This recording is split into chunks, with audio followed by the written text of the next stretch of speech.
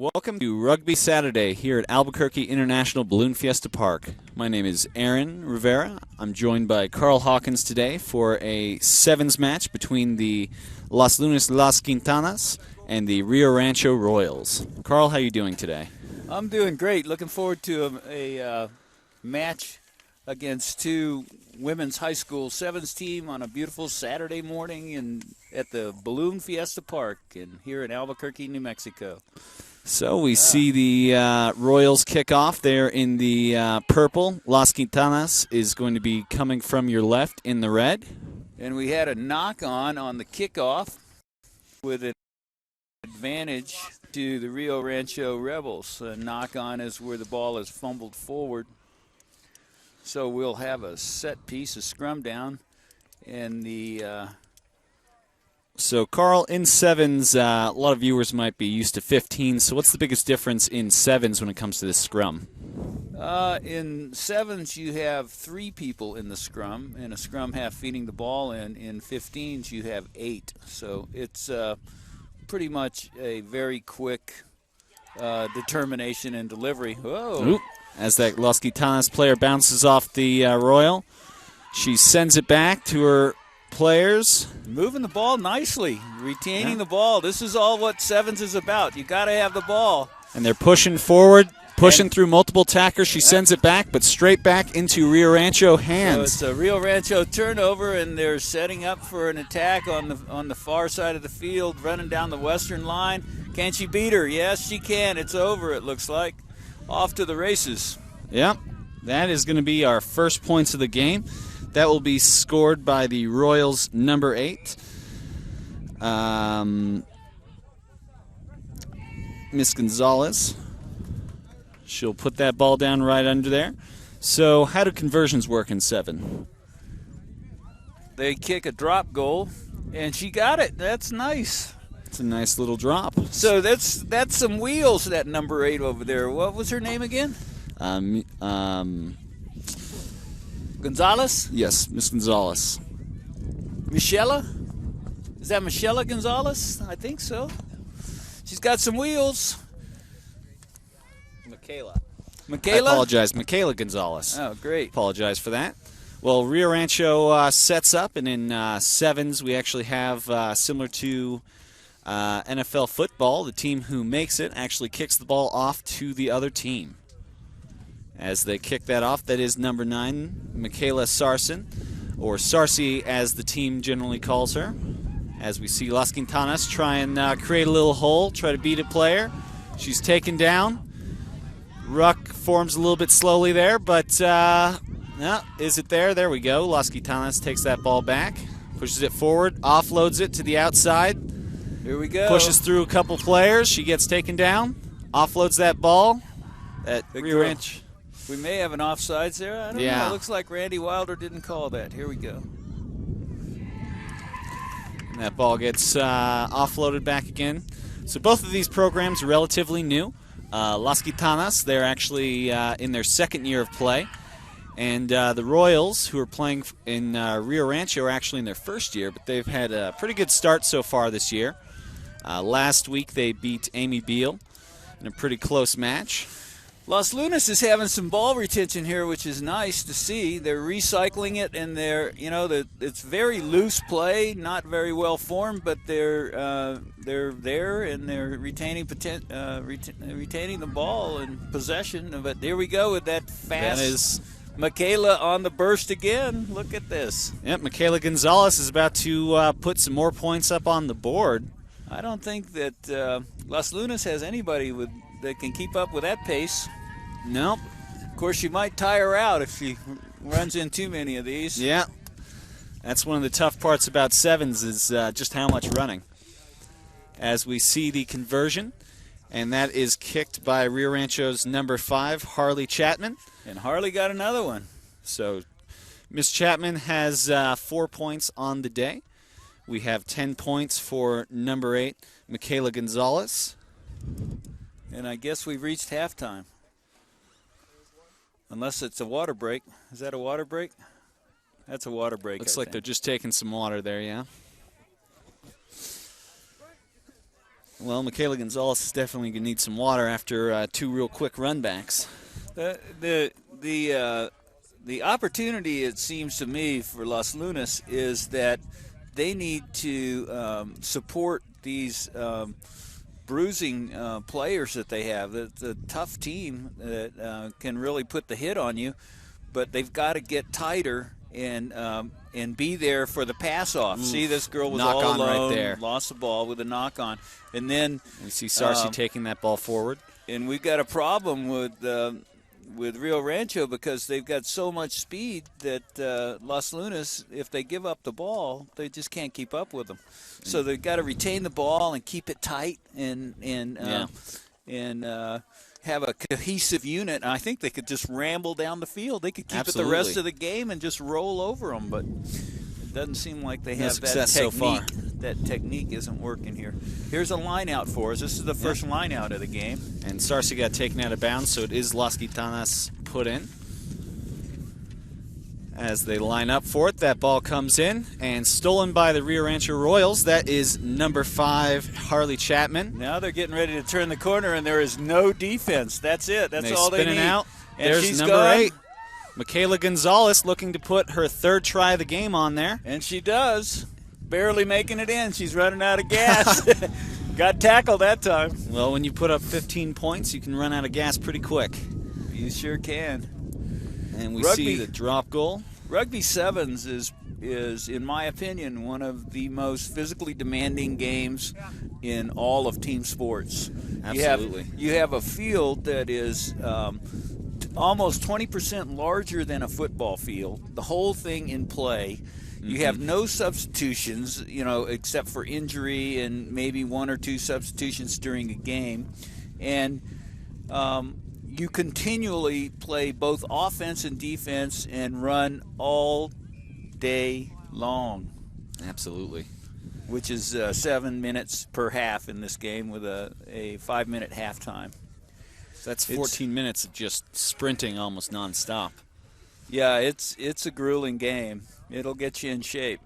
So the Royals did not make that last conversion, but they kicked the ball off. It is now 19 for Rio Rancho, 0 for Las Gitanas. Here we go again. Now, see, they can rumble right through them if they can keep the ball. Now they got to get tight. They got to have somebody to give the ball to. Well, they keep going for when they do get pushed into tackle. They generally are looking to offload the ball. But yeah, we are at halftime. And so at half, it's going to be the Rio Rancho Royals 19, Las Gitanas 0. And as you said, Las Gitanas seems to be running alone for every single time they're holding on to that ball. Just a point of information that I don't know if we're still recording right now, but the fellow in the middle of the field, Randy Wilder, is a former Brujo rugby player who was an all-star during the 1980s, played for the Western United States, and his commitment to rugby and youth rugby is quite commendable. The result of those efforts is demonstrated by what we're looking at today. There's currently right now 4 fields of youth rugby occurring simultaneously here at Balloon Fiesta Park, which is a wonderful tribute to the effort that people like Randy put in to rugby around here. Absolutely. Decades of commitment to helping grow rugby in the state of New Mexico. So while we're at half, we just want to thank ProView Network, who's helping us bring you this broadcast today. MCM Grand Elegante Hotels, as well as Dave & Buster's. The Rugby Saturday coordinator, Marty Watts, as well as our director today, Josh Brown, and cameraman, William Powell.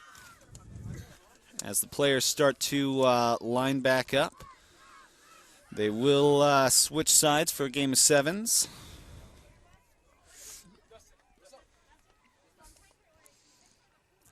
Rio Rancho Rebels. Royals. Royals. Going from south to north.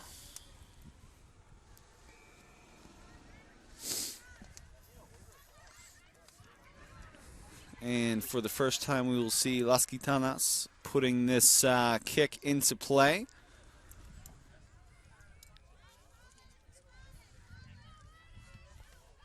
I believe that will be Jordan Garcia, who is going to be kicking the ball in for Las Gitanas. And there's the whistle. We'll see this kick. And she clears the ball all the way down to the 22, and it's bouncing around, which is an advantage for Las Gitanas. Las Gitanas because they can cover the ball, but they didn't cover it quite well enough. And we've got another break. Slow. But Gonzalez taken down this time by the kicker, Jordan Garcia. Yeah, the Los Lunas player really played a good angle on that defense, but it wasn't enough. Here we go again. Not quite enough, and that is the number 9, Michaela Sarsi-Sarson, who puts in some points for herself. So number 9 and the number 8 have been racking up points, both Michaela's for Rio Rancho. The Michaela show, huh? Yep. And Harley Chapman will attempt her 4th drop of the game. Not this time. No, so she's going to be 2 for 4 so far. And that will bring this score up to 24 for the Rio Rancho Royals. At this point in time, when you're down 24-0, it's all about character. So let's see if these girls can keep playing the game hard and take advantage of the opportunity to gain some experience on the field and the understanding that it takes to develop into a championship caliber team. Yeah. I do apologize. That was actually Patricia Murphy who did the kick-in and is currently receiving the ball for Las Gitanas.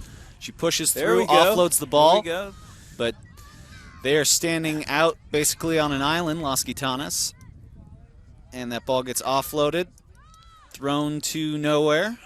Murphy picks that ball up again, offloads it, and the ball is taken by Rio Rancho. There's no real ruck formed by Las Gitanas, so we just see Michaela again. Yeah, Michaela Sarsi-Sarson puts that ball down again for her 2nd try of the game.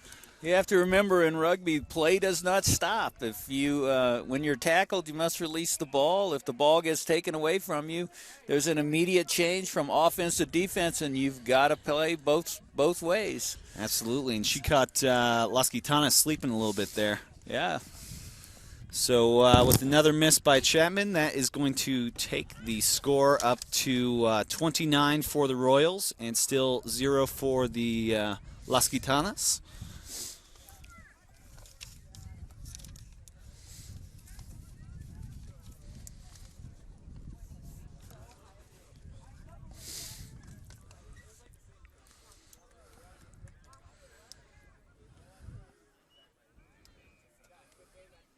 As we see Sarsi, who just scored the try, is going to be kicking off for the Royals.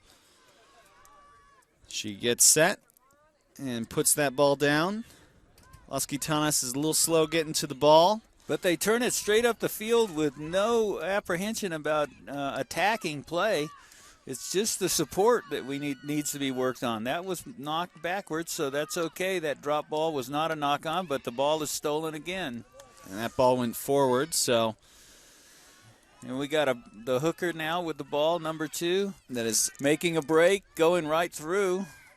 She got poached that time. The ball was stolen out of her hand. Then we had a knock forward. That Randy's not going to call that one. Oh, he's going to call it. He's playing the advantage, but the advantage was definitely against Los Lunas. An injury. We have a player down. Up.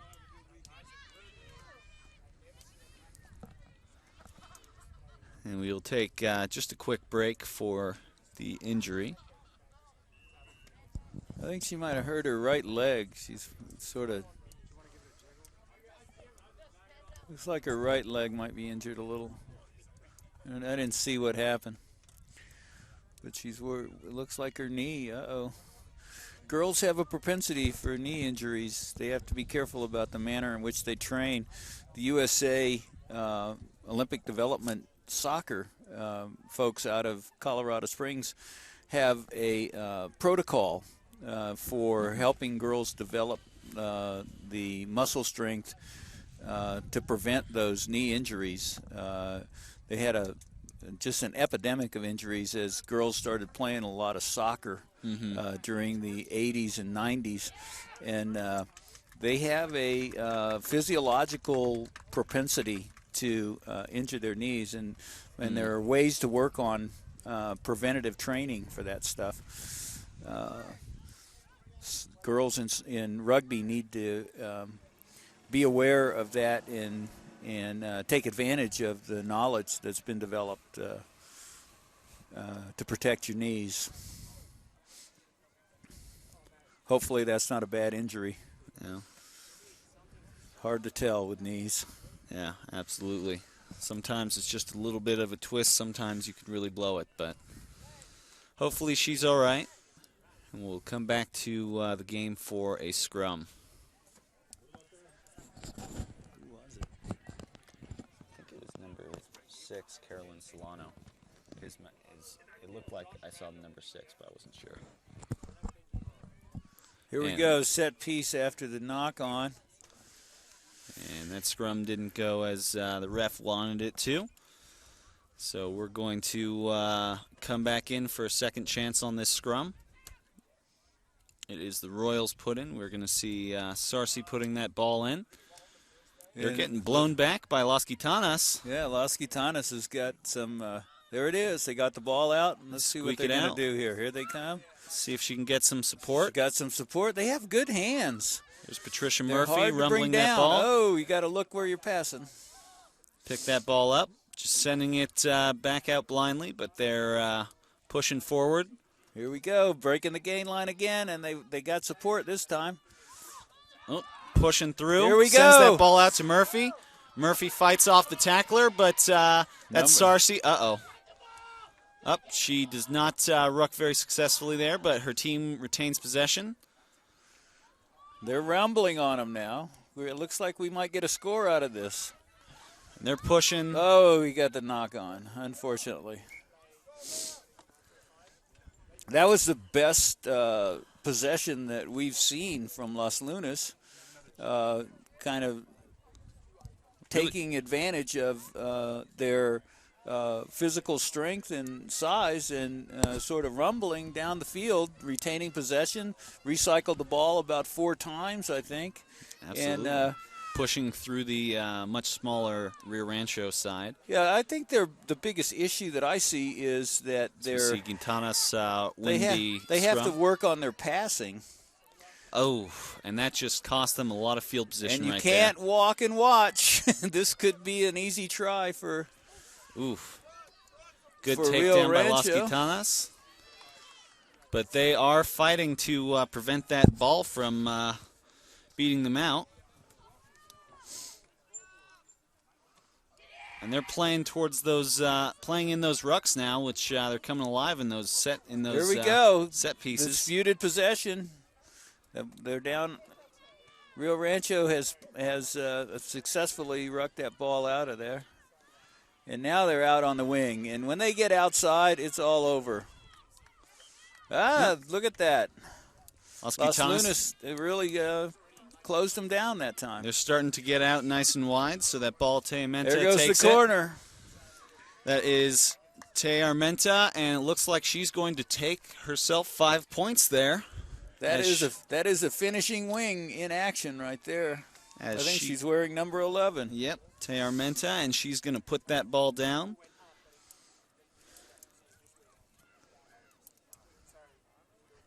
As we see Harley Chapman come back for another attempt. Oh, actually, that is Michaela Sarsi, who is getting ready to kick for 2 more points. I think your previous kicker is the injured girl.